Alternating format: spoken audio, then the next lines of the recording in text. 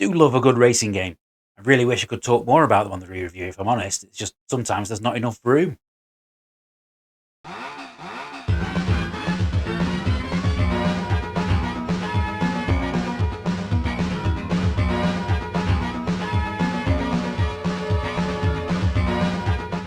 Hello everyone, I'm Brian from UK Gaming Network, but everyone here knows me as UKGN Zoidberg. Welcome to the re-review, where I replay and reassess a number of games from my favourite era of gaming. Back in the early 90s, I was incredibly fortunate to be a writer for every single issue of Games X magazine, before I moved on to magazines such as Amiga Action and GB Action. In this series, I take a new look at one of the games that I previously reviewed, tell you a little bit about the people who made it, and then determine whether or not I scored it correctly first time around. In this episode, I'm going to take a look at the arcade racing game Vroom, developed and published by Lancor in 1991.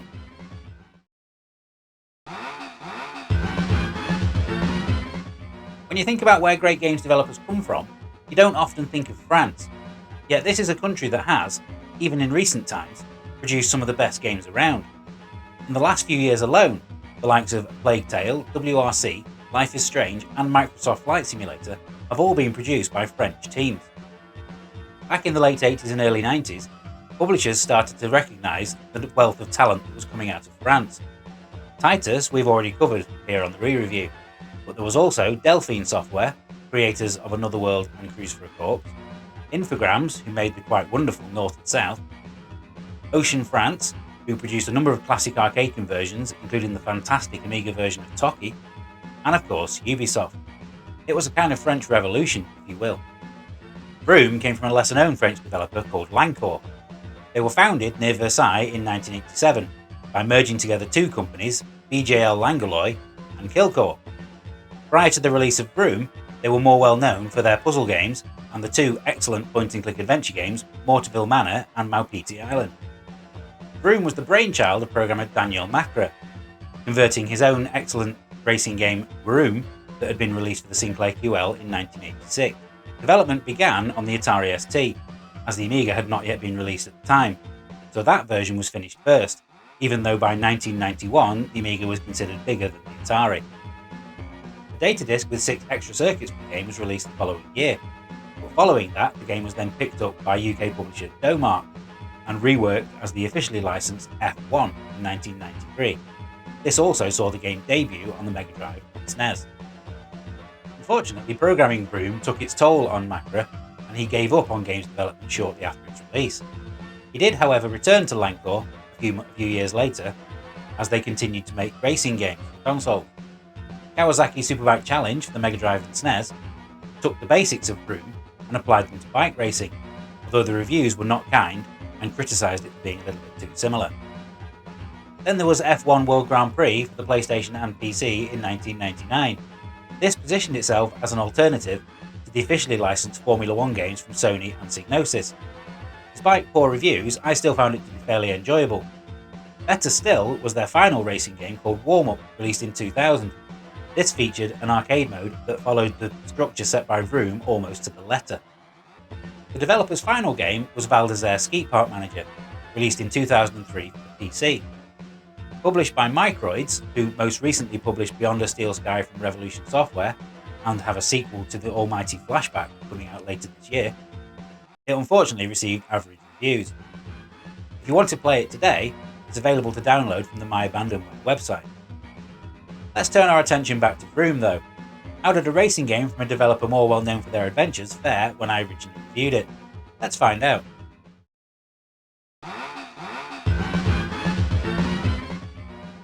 My review was published in issue 25 of Games X from October 1991, the same issue as my Magic Land Dizzy review that I previously spoke about in episode 13. It was a review for both the Atari ST and Amiga versions of Vroom at the same time, and I liked the game a lot, stating that it was one of the fastest and smoothest racing games that I'd ever seen. Playing it in arcade mode in particular had me calling it one of the best racing games around. I awarded it 4 X's out of 5, with presentation, lastability and gameplay receiving 17, 15 and 14 out of 20 respectively. This was also the issue where one of my fellow writers, who shall remain nameless, reviewed Jeff Crammon's Formula 1 Grand Prix. This is considered by many people to be the best racing game on the Amiga, yet that was only awarded 4 X's out of 5 as well. And releasing Vroom in direct competition with such a game was a bit of a mistake. My reason for marking the game down was entirely down to the controls. The joystick controls were fine, but trying to play it with the mouse I found to be virtually unplayable, and the unnecessary changes made to the controls for the championship mode took a lot of getting used to. Using the mouse is practically impossible, and whoever thought up the idea of rolling it forward to accelerate must have been mad. Now it's time to find out how the game fares today in the playtest.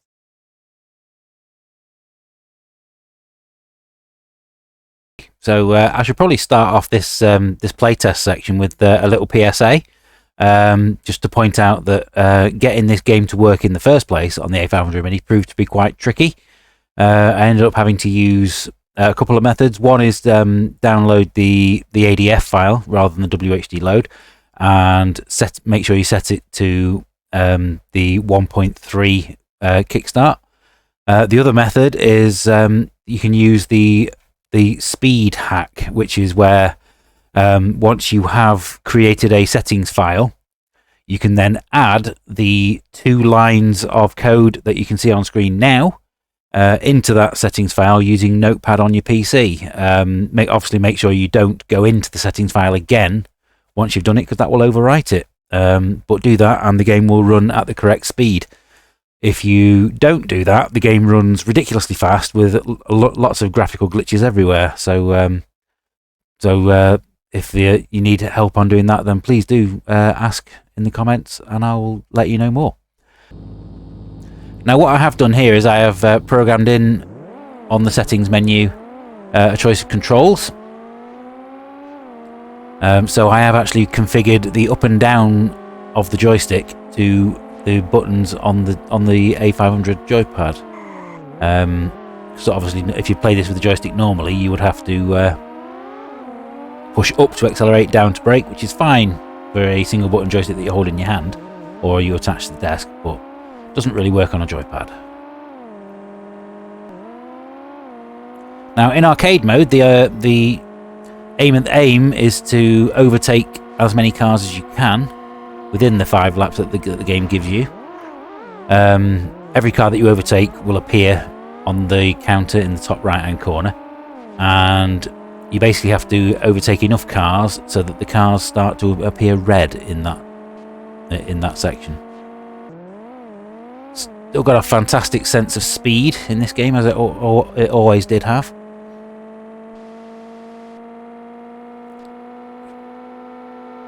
Always thought that this was one of the fastest and smoothest games that I'd seen on the Amiga at the time that I played it originally.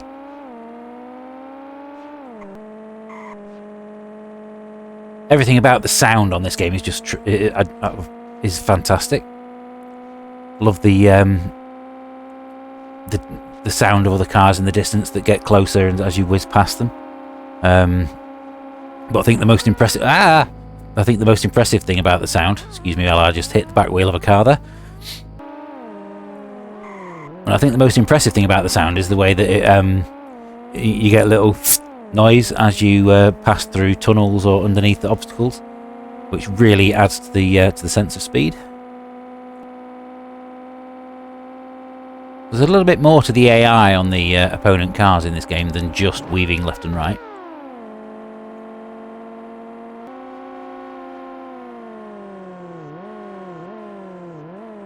There we go, that's stage 1 complete.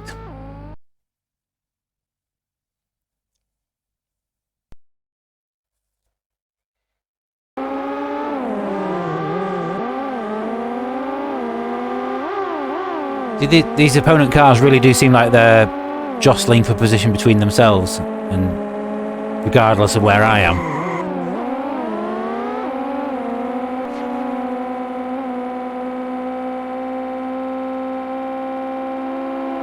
Whoa!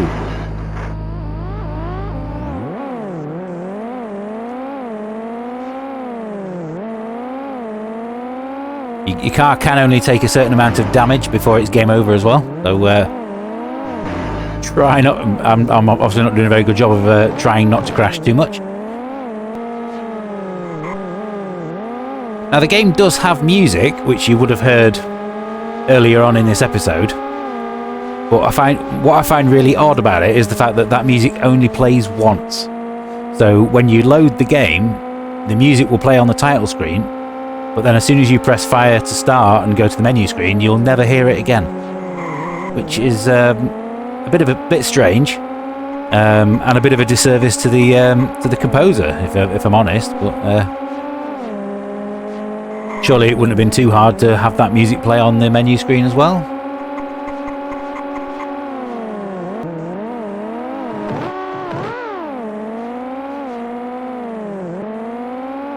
I do like the way that you can hit the back of another car and jump slightly, as long as you don't hit them too fast, and still carry on.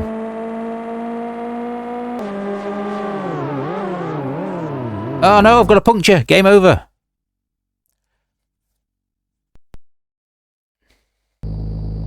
Right, so I'm now going to attempt this with mouse control.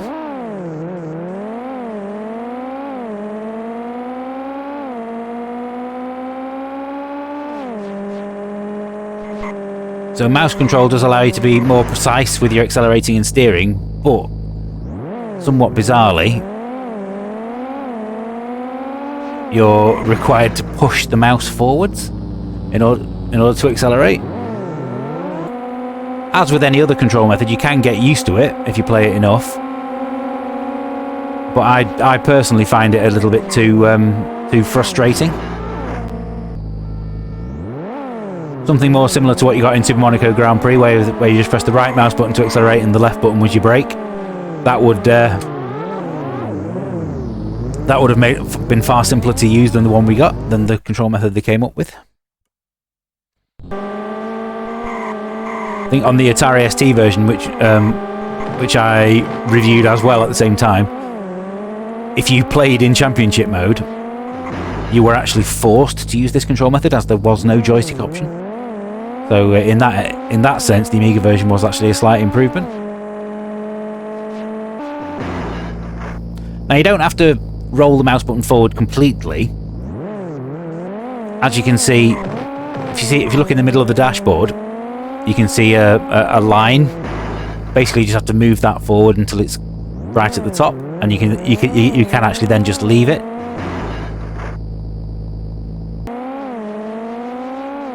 So instead I'm going to switch to joystick control.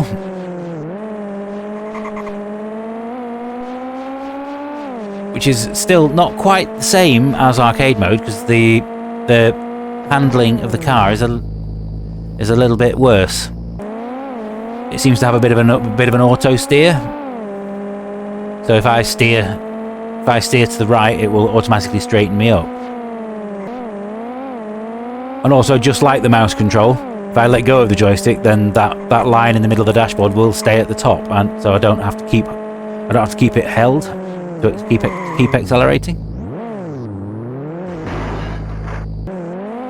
In the end, it's a shame that they opted to release this game at the same time as Microprose's Formula 1 Grand Prix, as this game tended to get overshadowed quite a lot by that. The only other option that you get in gameplay terms is the training mode, which I'm playing here, where you can basically choose any of the 6 tracks available and practice it to your heart's content, however many laps that you want. It does revert to the championship style of controls, though. So that's the end of the playtest. Let's move on to the summary and see what score I would give it today.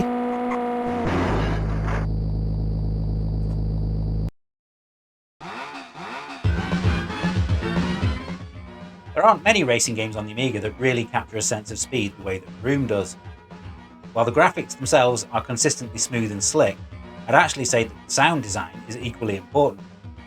The way that the sound and the brightness dip slightly every time you go under a bridge, even if it's for a single frame, really sells the speed. A lot of 3D games from this era haven't aged particularly well. This is still a great looking game. Being able to program your own commands to the joypad has eradicated any of the problems that I previously had with the controls. I've played a lot of racing games on the Amiga, and Vroom benefits from having the accelerate and brake assigned to buttons, rather than up and down on the joystick more than most.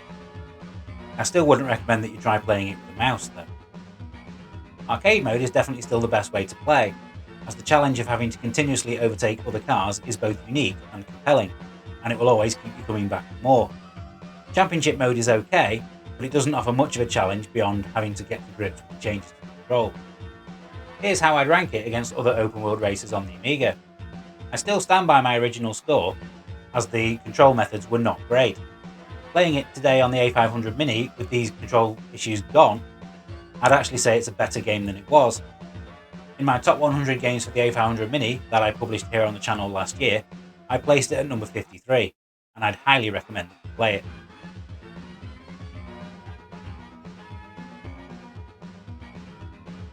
Thank you for watching this episode of the re-review.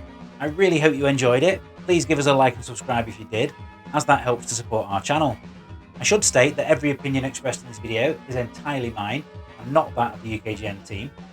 If you disagree with anything that I've said, please let me know where I went wrong and what you think of these games in the comments. I'm going to be back in 2 weeks' time with another episode, and if you want a hint of what I'm going to be playing then, stick around to the end for a little musical clue. You can find me over on Twitter at UKGNZoidberg, where I post updates about what's happening on the channel, and you can find out what games I'm currently playing. Until next time, happy retro gaming. See you all soon.